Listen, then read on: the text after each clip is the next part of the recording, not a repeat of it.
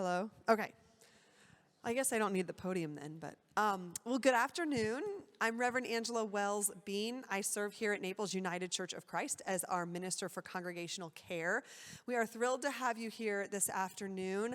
The reason I'm offering the pre-introductory remarks is because one of my roles is that I'm the clergy liaison to our Justice Committee and our Environment Subcommittee, and this event this afternoon is co-sponsored by both of those committees, doing really important work in terms of helping raise awareness in our congregation around issues going on in Greater Naples and Greater Collier County, especially around affordable housing. And so I'm not going to introduce our guest speaker, but I'm going to bring up Diane Myers. She is the chair of our Environment Subcommittee, and she's going to introduce our guest speaker. But before I have you come up, a few housekeeping things. If you're new to our campus, I want to say welcome. We're thrilled to have you. If you're not really, we're in Beverly Hall right now. If you're not familiar with this space, there are restrooms immediately on the other side of this wall, and you can get to them either through that door or that door. So I always like to let folks know in case you need the facilities. And I think that's all I needed to share with you. There is literature up here that you can feel free to grab at any time to learn more about the work of the Conservancy or our guest speaker. And now I'll turn it over to Diane. Make sure you do get one of the ones about April. She's so good. I want you to know all about her. I'm in both the green. Okay. I am on the Justice Committee and the Environmental Subcommittee. And we were looking for a program that we could do together. And this one would fit it because you have the environment problem, you have the affordable housing problem, you have the developers, so it all kind of goes together. I'm happy to introduce you all today to April. April Olson, I'm going to read this because I could never remember this. This is her title, Senior Environmental Planning Specialist for the Conservancy of Southwest Florida. Now, most people just say they're an architect or something, but she's got this long thing. Hopefully you have received April's things, her information, but up here at the end, if you can come and get any of these handouts, they're very interesting, and I think you'd learn a lot from them. I met April about a year ago at Pelican Bay, had a program, and she was so good, and you will see the slides are so informative. She gave us so much information that when she finished the talk, I ran after her to get her and said, please, I'd like you to come to my church, and the NUCC church, to bring a program. It's very interesting, and what we want you to, as she goes along, please hold your questions to the end, just so that she can get through it. I think you will find this informative, interesting, scary sometimes. Just take it all in. She's changed it. In fact, we went there, Jen and I went there in December, and April was sitting there changing and redoing and updating everything. And then she told us a few weeks later she was still updating again, because as you know, things change here all the time. But I would like you to meet April. No, she's going to stay down there. Oh, no, I'm coming up here. Okay. Yeah. Okay, I'll put But my you're all water. tagged in, right? Yep. Okay. Good afternoon. Thank you all for having me here. It's such a pleasure. I've been told that I'll have an hour and a half, but I'm only going to take about half that time, and then the rest can be for question and answers. First, I wanted to talk to you a little bit, and hello to everybody who is online and at home as well. First, I wanted to tell you a little bit about the organization that I work for. How many of you, before I came here today, have heard of the Conservancy of Southwest Florida? Wonderful. How many of you have visited our campus? We're located right next to the zoo. Oh, most of you. Wonderful. For those of you who haven't, we encourage you to come on out. We have exhibits. We have electric boat rides.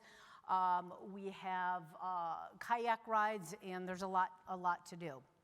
Now, the Conservancy started as a small group who banded together 59 years ago to stop a road that would have been built through Rookery Bay. And we were successful in stopping that road, and ever since we've grown to about 6,500 member families, we have typically between 60 and 65 full-time employees at any one time. We have between 15 and 25 interns who live on campus at the Conservancy in the various departments, which you see here. Those are our departments. I work in policy and advocacy. And then we also have hundreds of volunteers that we count on very much for many different things. And we have one volunteer here, John, thank you. He volunteers in our facilities department. I was just talking to him, so thank you so much for your help. And our mission is to protect our water, wildlife, land for our future and current generations. And we do work in 5 different counties, including Collier County. So as you know, the title of my talk is A Plethora of New Towns and Villages, What This Means for the Western Everglades and Our Quality of Life. How many of you have heard that just in the past 3 to 4 years, there have been numerous approvals in Collier County for large-scale developments that are called towns and villages? Okay, so my talk is going to be about the towns and villages. And they are located in an area called Eastern Collier County. Although many of you have probably never even been to Eastern Collier County, what happens out there will change the face of the county forever. So it's important that you pay attention to what happens. It'll also change the face of Collier County here along the coast. Now, we're not against growth at the Conservancy. It's happening. It's happening in Eastern Collier County. Our goal all along is to ensure that growth is sustainable and that important natural resources are protected. So that is our mission for Eastern Collier County. So during today's presentation, I'm going to inform you on how much development has already been approved for Eastern Collier County, how much more is yet to come, and how that will impact your quality of life and wildlife out in Eastern Collier County.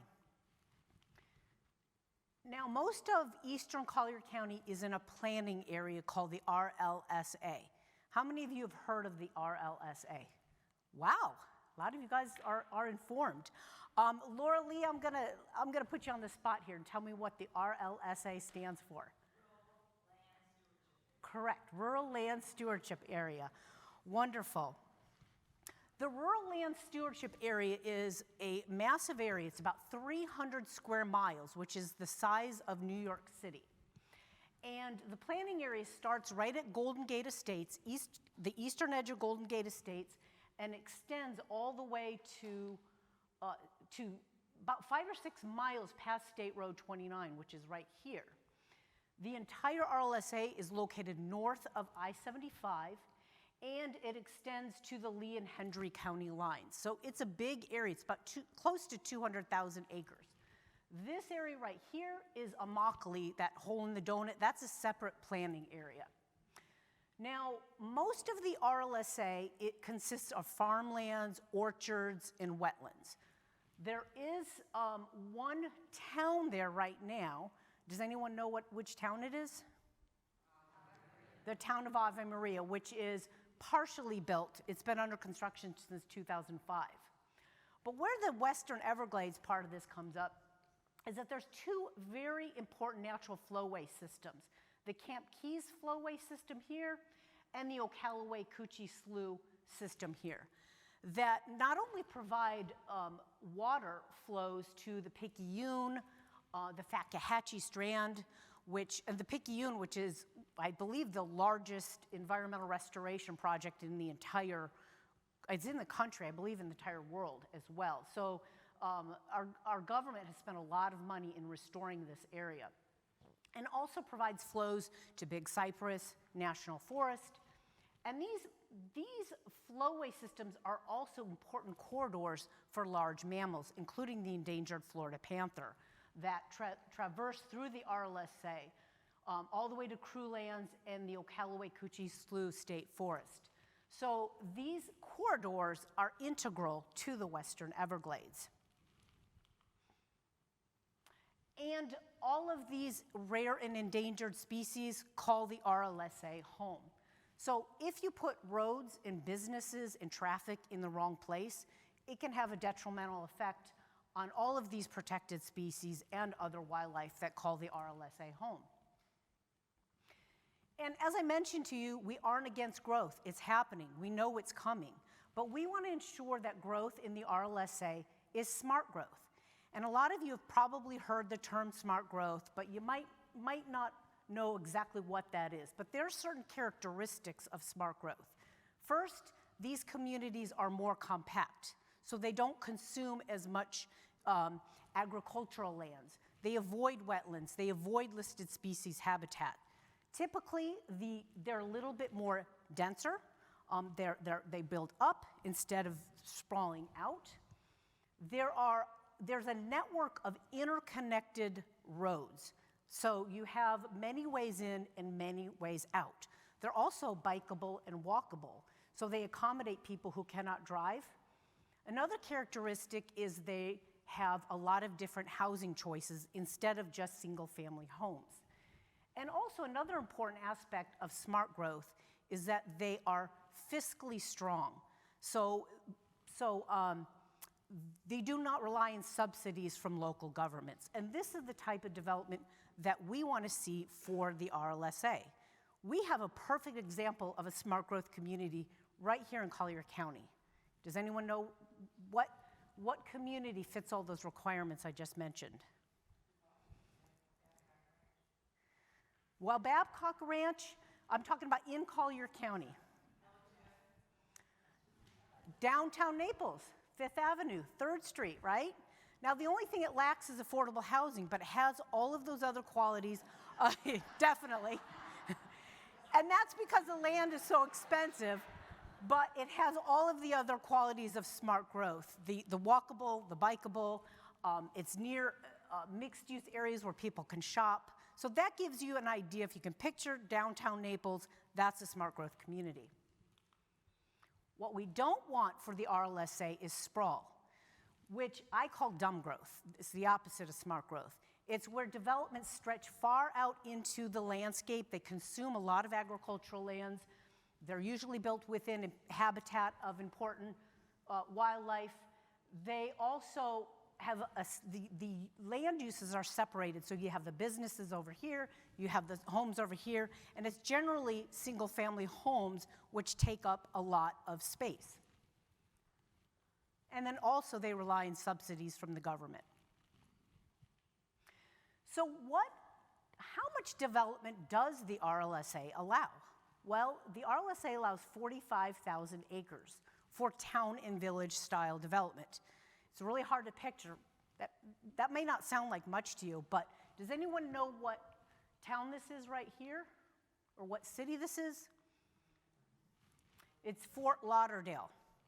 Fort Lauderdale is 23,000 acres. The geographic area is 23,000 acres. The RLSA allows 45,000 acres of towns and villages. So 2 Fort Lauderdales could fit into the RLSA, or 1 Washington, D.C., worth of towns and villages. Now, I'm not talking about the same number of homes, I'm talking about geographic size. And over 135 homes and 300,000 people are easily possible in the RLSA. Oh, let me go back to this. Does anybody know the current population of Collier County right now, approximately? A little bit higher. Yeah, it's about 400,000. So the RLSA can accommodate more than 75% of the entire population that we have here in Collier County. Now, we'll get to the approvals. One thing I forgot to mention when I showed you that map of the RLSA is that it lacks infrastructure. There's a bare bones road network right now, but there's little existing infrastructure because it's mostly farmlands. Now, just in 2005, as I mentioned, Ave Maria was the first town to be built in the RLSA, and it's a little over a third of the way there. Now, we have, just in the past 3 years, Rivergrass was the first village to be approved in the RLSA. That's this development in the lime green. Longwater and Belmar were approved on the same day. This is Longwater, this is Belmar. Skysail was approved shortly after, Rivergrass, I believe it was, which is this royal blue area. The most recent approval here is Bright Shore Village, which was approved just a few months ago. And this purple is Ave Maria. Now, this area right here is a pending town core area called the Town of Big Cypress that many of you may have heard of. The developer of Rivergrass, Longwater, and Belmar would like to combine, they have plans to combine these three villages, add a town core, which would be right here. But this 500-acre parcel is a pending application. Then we have this project right here is just outside the RLSA. We consider it Eastern Collier, but it's in a different planning area called the Rural Fringe Mixed Use District. They recently received their Growth Management Plan amendment approval. The project is on hold, but they do also have to have their rezone approval. But this would be a village just outside of the RLSA because this planning area also allows villages. 75 is right here. Right here. Yep. This is Oil Well Road. Right here. And this is Immokalee Road. So in total, with the approved and pending, including Ave Maria, this equates to 28,000 homes. This is just the start, though. And keep in mind, a lot of new infrastructure will be needed. Police stations, fire, school, roads, water sewer infrastructure to accommodate these towns and villages. So the question is, a lot of people say, I won't be around when they're built. Well, as I mentioned, Ave Maria is under construction. It has been for a while. Skysail began construction, I would say probably about a year ago. And according to the developer's documents, these projects will be fully built out in 10 to 12 years. Now, Rivergrass, Longwater, and Belmar do not have, they need their wetlands permits. They do not have that yet. But keep in mind, they're going to be building incrementally. So once they have all their approvals. So this is not too in the distant future. And when you add a lot of people, and these projects will add a lot of people and workers, about 75,000 people and workers, just the projects that I told you about, which is over 3 times the current population of the city of Naples. And it's really hard to picture how big these projects are. As I mentioned, 45,000 acres total. Well, how about these projects? These are 1,000 acres apiece. And this slide is from a planning and economic firm out of Asheville, North Carolina, who let us use this slide, Urban 3. And if you would take their footprint for Rivergrass, this is the footprint of the town of Big Cypress, lay it over the city of Naples, it stretches almost to Pine Ridge Road in Clam Pass all the way down to the Naples Botanical Garden. That's 7.5 miles. That's just for these 3 villages, 7.5 miles. We believe this is not compact. And just the approved villages, I'm only talking about the villages here, will add 110,000 vehicle trips a day to Collier County's roads. This is according to the developer's own documents. Our traffic experts believe that that number will be higher. When you add in town of Big Cypress's traffic in Immokalee Road Rural Village, if they're approved, that number jumps to 209,000 vehicle trips a day. And traffic is a huge concern for the Conservancy because we have the only wildlife hospital in all of Collier County. And a lot of the animals that we treat are there because they're hit by cars. They're hit by vehicles. Now this map is from 2008. It's kind of old, but this map was submitted by 12 of the largest RLSA landowners. They own most of the land out in Eastern Collier, in the RLSA. They provided this map to Collier County, and what it shows are the areas where they would like to have new roads, either widened or built to accommodate all that 45,000 acres worth of towns and villages. And these areas right here, now they call it something else, TAZs, forgot what that stands for, but essentially these are the areas that they've said back in 2008 where they would like the location of the towns and villages to be. And thus far, it's lining up pretty close. And the red, green, and yellow areas are where they would like to have new or expanded roads, widened roads. But all in all, it totals to 200 miles of road projects. And the vehicle trips a day would be about 800,000 added to Collier County's road network. And the cost for this road network, based on 2015 numbers, is in the billions of dollars. We're concerned because, again, of those important connections to the Western Everglades, the Camp Key Strand, the Ocallaway-Coochie Slough. There's going to be a lot of traffic crossing over those very important corridors. And right now, there are projects in the works in some planning stage that are being done largely, not entirely, but largely to handle some of the traffic that will be coming from the towns and villages. And these projects add up to the hundreds of millions of dollars. Now, here's the location of the town of Big Cypress. Here is Skysail right here.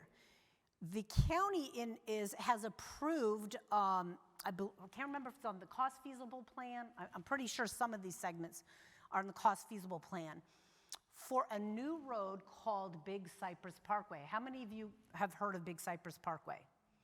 Well, it's a very expensive road, $111 million, and the developer of the town of Big Cypress lobbied to get this on the transportation plan.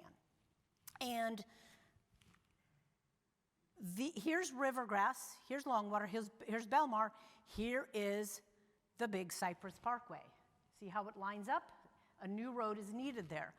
And our traffic expert, Norm Marshall of Smart Mobility, said that 86% of the vehicle miles traveled on Big Cypress Parkway will originate or end at one of these villages. We believe that this road is not needed if it weren't for these developments. And the RLSA is a hotspot already for panther vehicle mortality. You can see these, the red X's on this map. These are areas where panthers have been hit by vehicles. So the question is, what will happen when you add 300,000 more people and up to 800,000 or actually more vehicle trips a day? We believe that this added traffic will be the final nail in the coffin for the panther. And what about other wildlife? I mentioned there's a lot of other endangered and threatened species that call the RLSA home. Well, we hired a leading expert in mega development plans, and his name is Dr. Reed Noss. He's nationally known. And he took a look at the landowner's plan, and this is his quote. He said, in addition to the panther, the increased traffic volume poses a grave risk not only to the panther, but to most of the other covered or protected species that you see here, and other wildlife as well.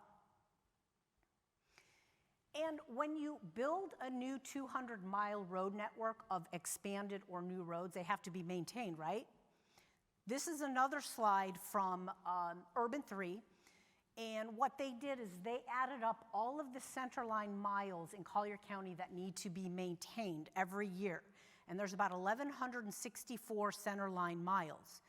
And it costs the county almost $65 million each year to maintain this road network.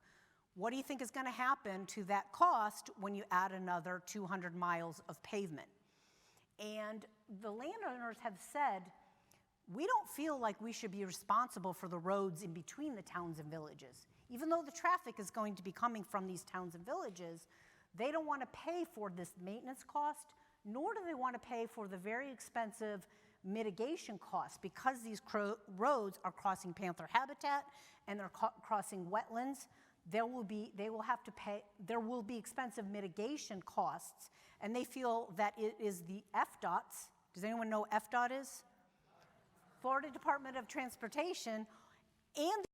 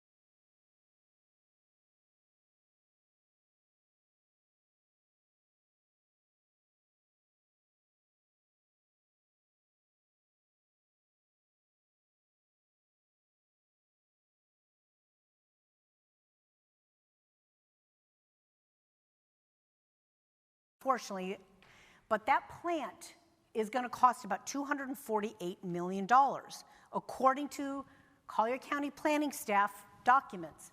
And that doesn't include the very expensive financing costs because numerous bonds are being taken out to finance this project. And what's concerning is that this plant is about $248 million, and that's just for phase one. County staff says that there will be additional phases of this project, but there's no information on how much these other phases will cost. But this graph right here shows the 7 approved and pending, the town of Big Cypress, Immokalee Road Rural Village, and those approved villages that I mentioned. The counties, the Northeast plant, which is under construction right now, has the capacity for 5 million gallons a day of water treatment. However, these applications their demand exceeds that already. They will need 7.95 million gallons a day of water treatment. This, again, is straight from the developer's documents. And so keep in mind these 7 developments, 7 different towns and villages are by only 4 different developers. So their projects are consuming all of phase 1 of that plant. And same with wastewater treatment. Again, those projects are exceeding phase 1 of the plant. And lo and behold, right after Longwater and Belmar were approved, just as we predicted, the Board of County Commissioners approved rate increases, which started in 2021, and each year for 3 years. We believe that another rate, they'll be asking for another rate increase shortly. Now, county staff says this has nothing to do with the plant, but how can we tell when staff is saying, hey, developers, don't worry about doing that economic assessment for water and sewer? Now, I know a lot of you are working on affordable housing issues. How many of you are on that committee? Okay, a few of you.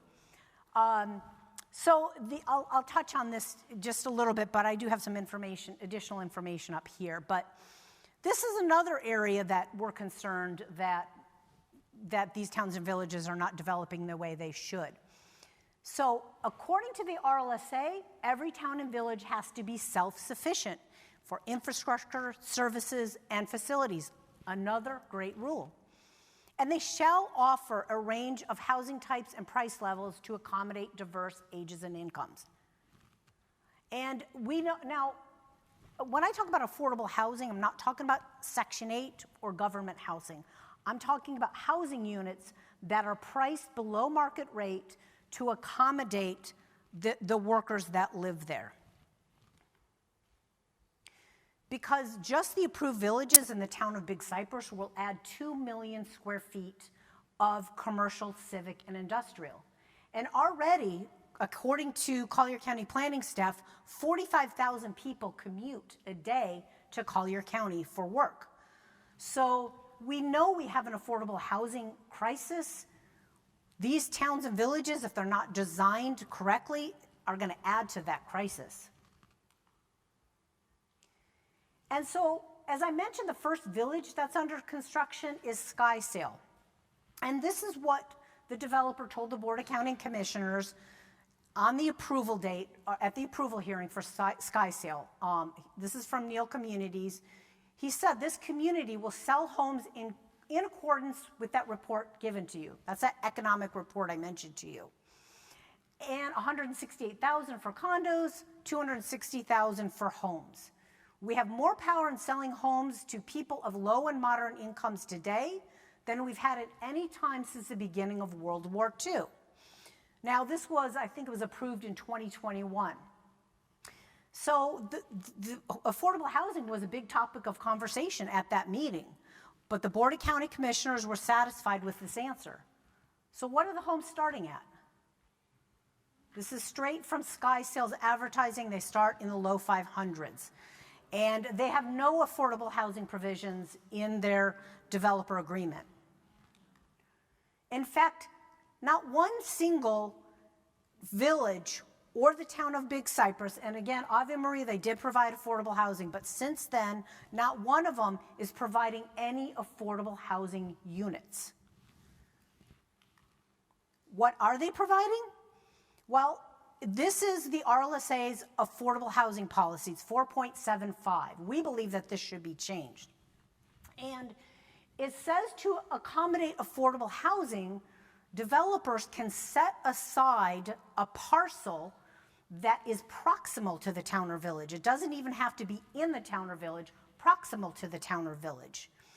And who buys that land? Either Collier County, AKA us taxpayers, or a third party can purchase that land and provide the units.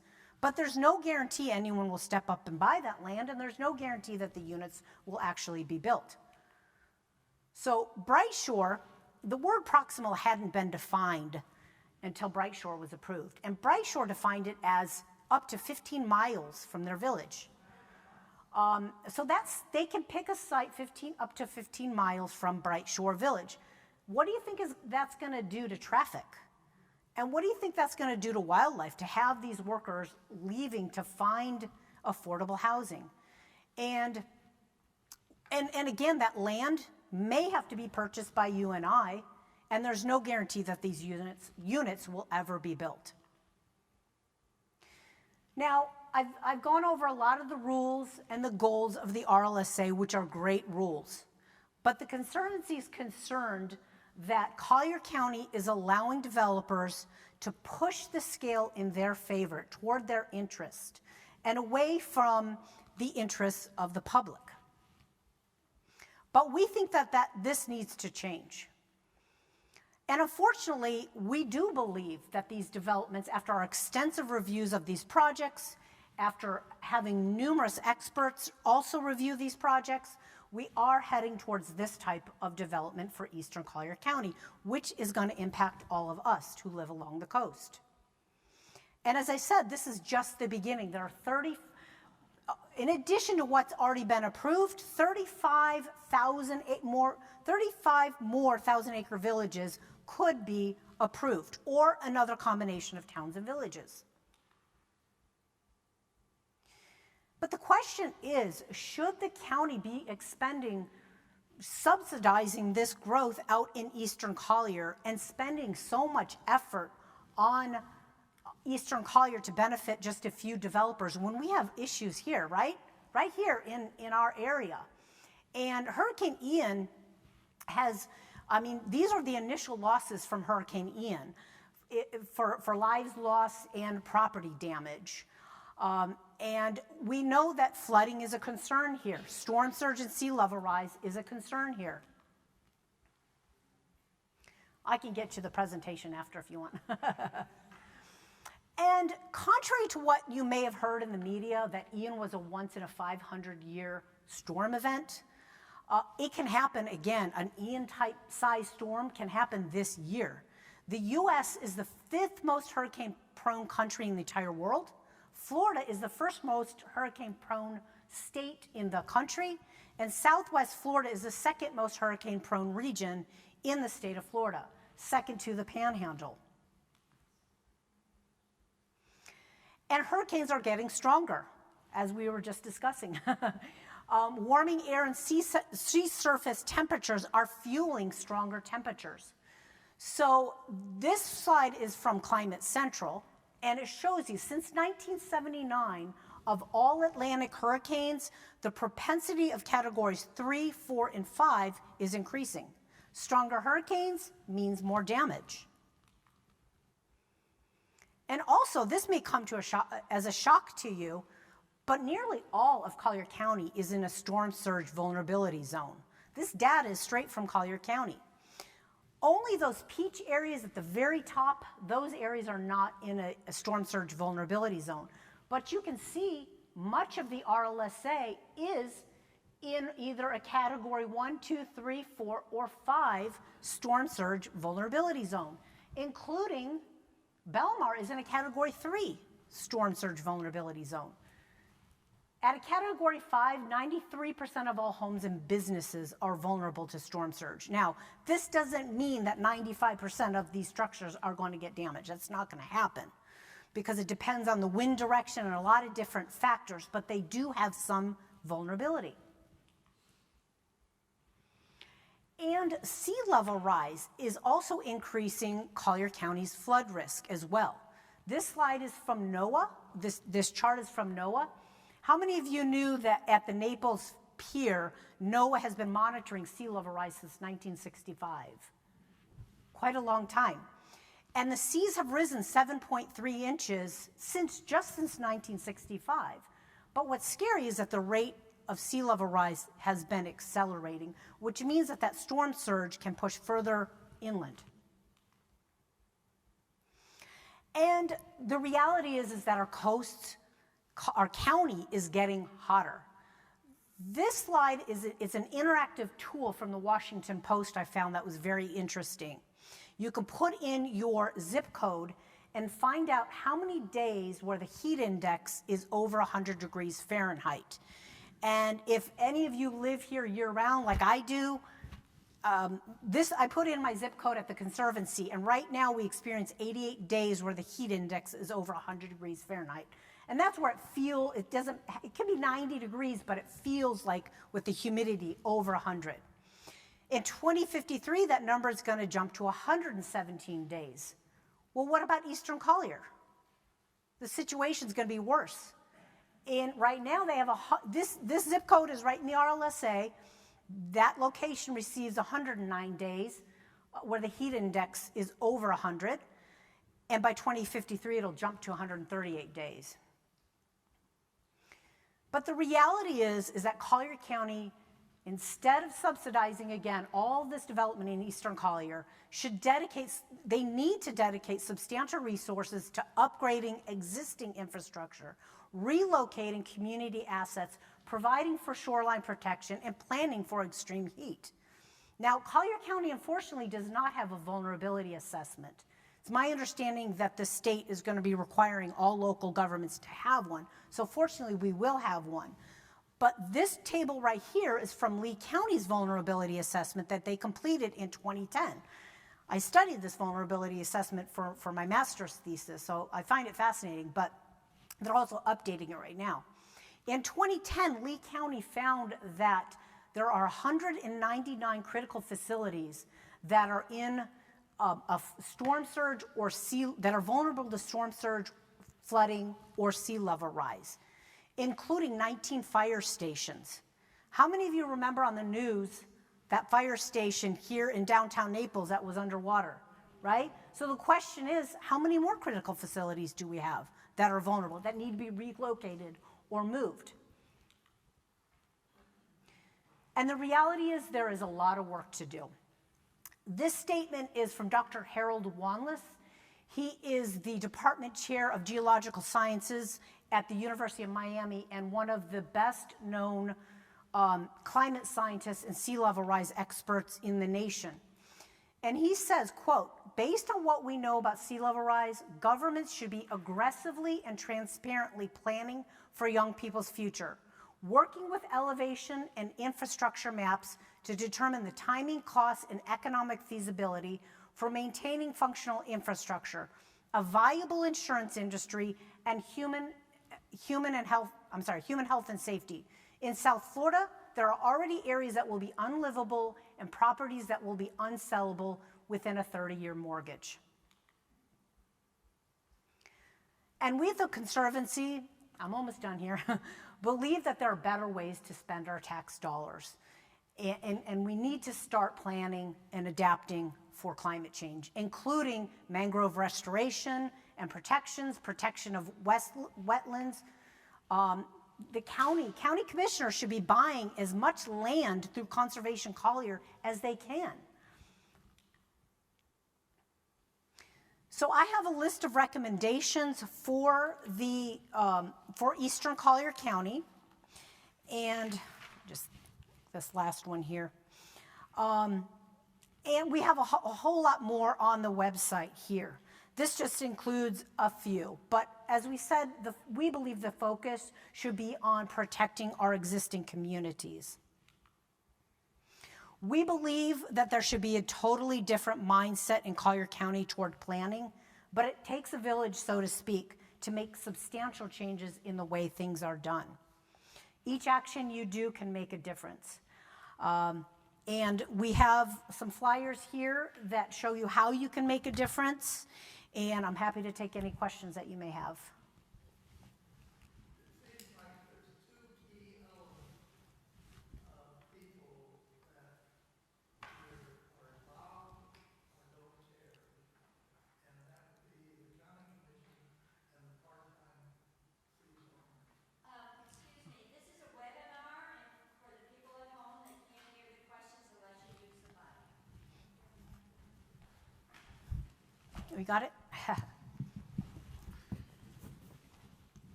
There seems to be two constituency groups that would be, well, one is already in favor of it, and that'd be the county commission. And the other is the fact that the part-timers who are only here during heavy season, and I could go back to your statistics on the sewage treatment plants and cut the population in half, and they would argue that there's plenty of capacity in those facilities. Less flushes because of less people.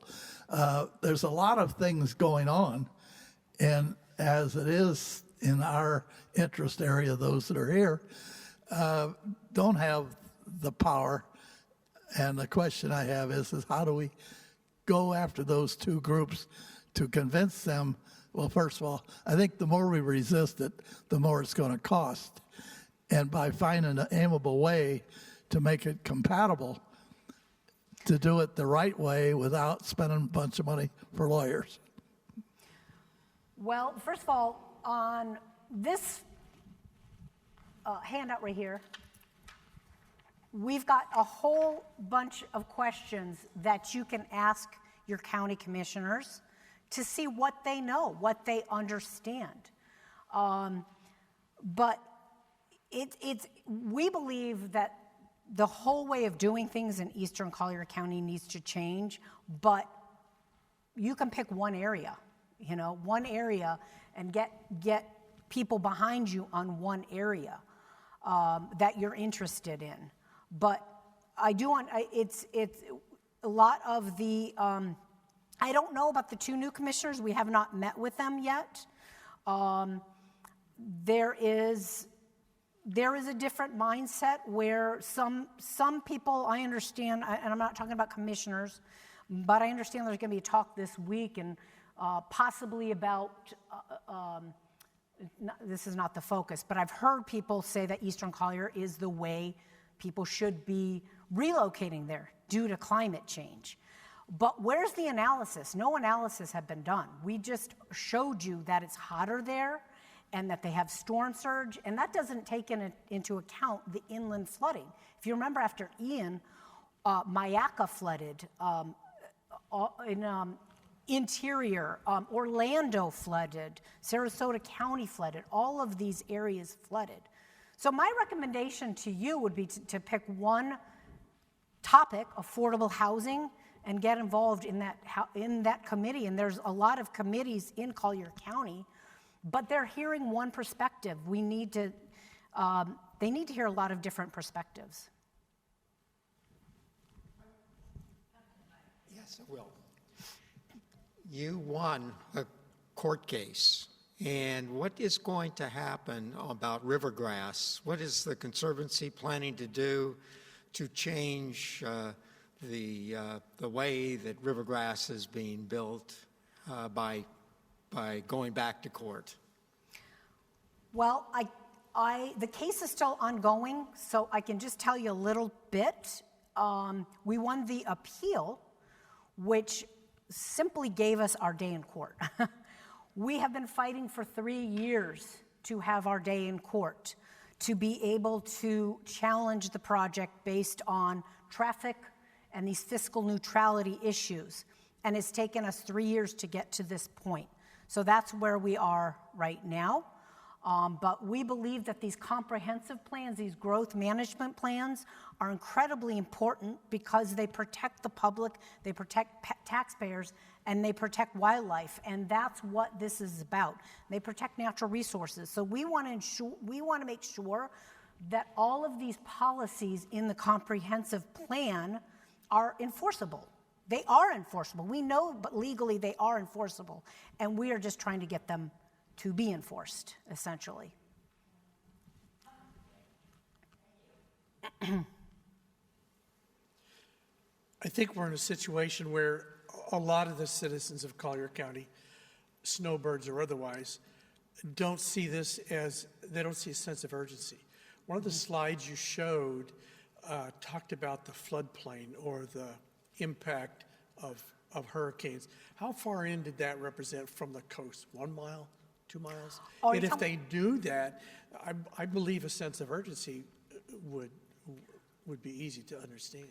So I think you are referencing the storm surge vulnerability map, which is not a flood. It's not the flood map. However, a lot of the RLSA is in a flood zone, and I didn't show you that map. Those are the areas that are vulnerable to storm surge, which can be 25 miles inland. But again, the wind, the velocity, there's a lot of factors for those homes to be vulnerable. It's just saying that they have some type of vulnerability. It would be great. I don't know if any of you have heard of a CUNE, which is a storm surge modeling tool by FGCU, Mike Savarese, and the University of Florida. And it shows the areas in certain conditions, which areas will flood. I've heard they're working on, I don't know what stage it is, but they're working on showing what areas inland will also flood from rainfall as well.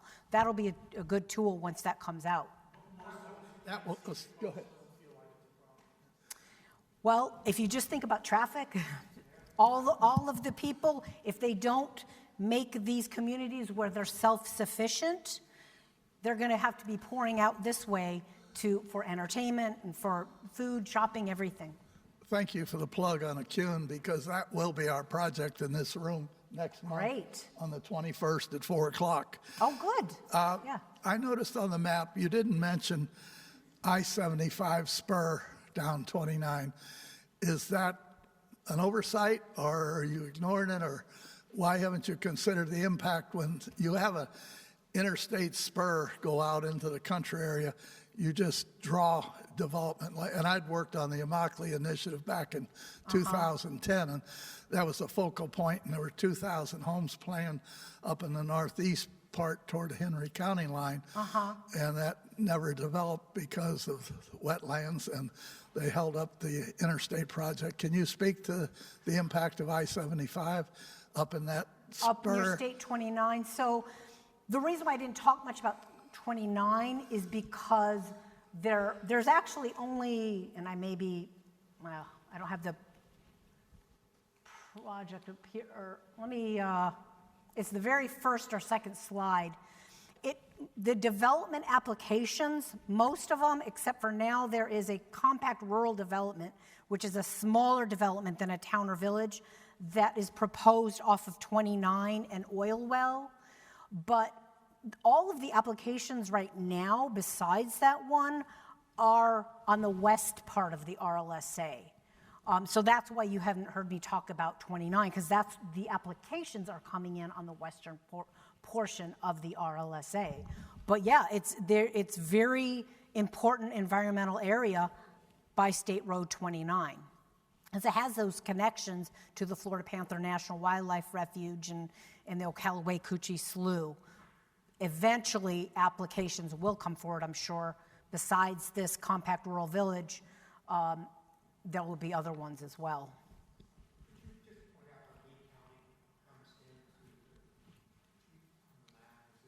Yeah, up here. Yeah, that's I'm trying to think. Here's State Road 82. And let's see, this is Wild Blue. I think it's right here is Corkscrew Road, right here. Yeah.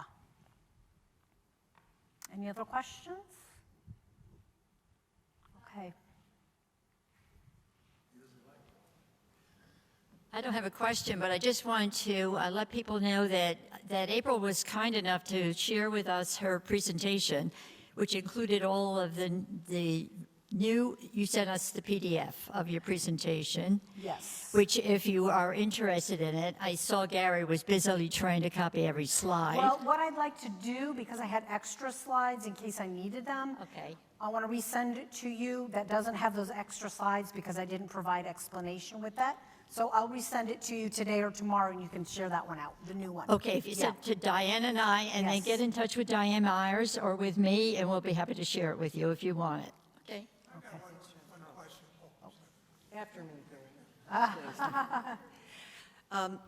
I know your organization is very highly regarded. It seems like we often spend time talking about the county commissioners who seem not to listen.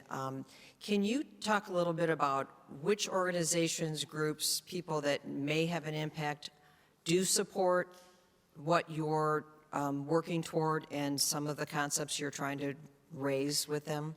Sure. We have been, the League of Women Voters has an environmental committee, and they have been extremely involved. The RLSA program was recently amended, and the the League of Women Voters were very involved as well with us. And we have been opposing the state 404 permits for a lot of these projects. And there are numerous organizations, I don't work on those permits, that are also concerned as well about the Panther. But at the local level, we've been pretty lockstep with the League of Women Voters on issues pertaining to the RLSA. Picking up on that, the makeup of the commissioners, when they go to vote, is it a 3-2? Are there some of the commissioners that are a little bit more conservative than like what you'd like here, or is it a unanimous vote when it comes in the newer commissioners? Did they run on some structure that makes sense to you and the Conservancy? Well, I'm trying to think, so Bright Shore was the last one that was approved. Well, let me start with Rivergrass. Rivergrass was a 3-2 vote for Rivergrass. It was approved 3-2. And the other, Longwater and Belmar, I believe was a 4-1 vote. I'd have to go back, you're talking 3 years now, to remember the exact votes. The two new commissioners, I think they voted on Bright Shore. That was passed 5-0 to my recollection. But I can't remember if it was the new, because that was, I don't believe that was the new commissioners that voted on that one. I can't remember right now, that's so much in my head. So, yeah. Most of this was before the two new ones. We don't know where they would stand on these towns or villages, so, yeah.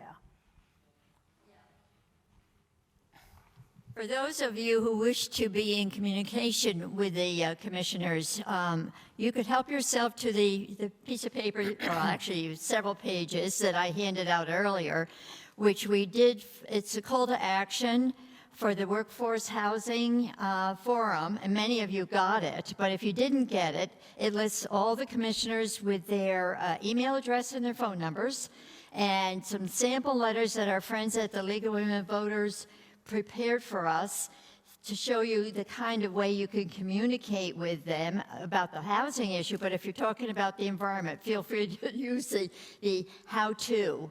It tells you how to speak at commission meetings, and it gives you the city council too, if you wanted to be in touch. I'm sorry, it's only Collier County. That was a big enough job for us. We didn't do Lee County too. But I have it right up here, and if you haven't gotten it, help yourself to the forums because it's a how-to, and that's the whole point of it. Yeah, and we do have information to sign up for our policy action alerts, which is on this one as well. The very back up here is a link to our policy action alerts and additional information on the bottom, which talks about a lot of different issues in Eastern Collier County. So.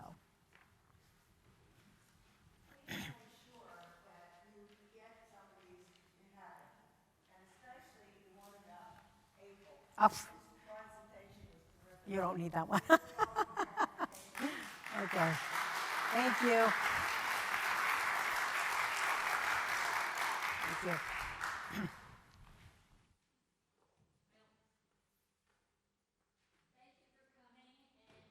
Justice Committee will have a meeting February 27th, 4 o'clock, same place, same time, on the seniors' need for housing. Where we're going to be hearing from a executive director of a senior center, and also Michael Pahula, who was here earlier, and he'll tell us about some housing projects, little ones that are starting to address the problem. Seniors are the subject for February 27, and then March 27th, we'll hear about the project at Golden Gate Golf Course, which we hope will finally be going to happen after 4 years of trying to get it. Okay, so come back.